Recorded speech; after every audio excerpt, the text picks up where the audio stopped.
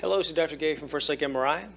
Now we have an 18-year-old male who injured his foot about 5 months ago. He's got continued pain, it says, in his forefoot in the region of the sesamoid bones.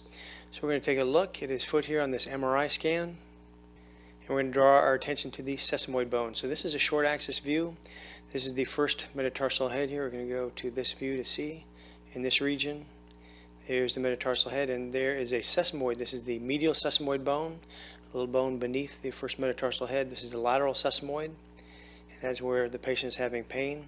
Now we can see that there is a difference here. This is normal marrow signal, and this is too dark, so we know that the lateral sesamoid bone is injured. We're going to take this image here. This is a coronal T1 weighted view.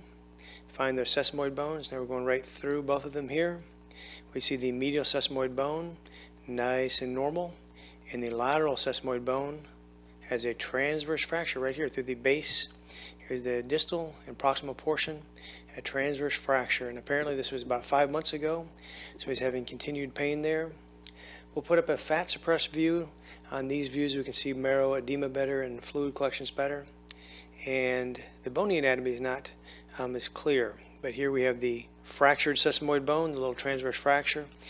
We can see the transverse fracture right here, not quite as well, but we do see some brightness in that fractured proximal portion, a little bit of marrow edema. Also, we see this brightness here in the muscle. There's a muscle here called the flexor hallucis brevis muscle. It has a component along the medial side that goes around the medial sesamoid and a lateral component here.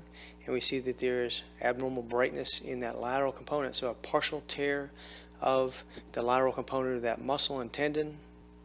Now we'll look at the same thing on a sagittal view. Here's the great toe, first metatarsal head. This is the normal side, the medial sesamoid here that looks intact and normal.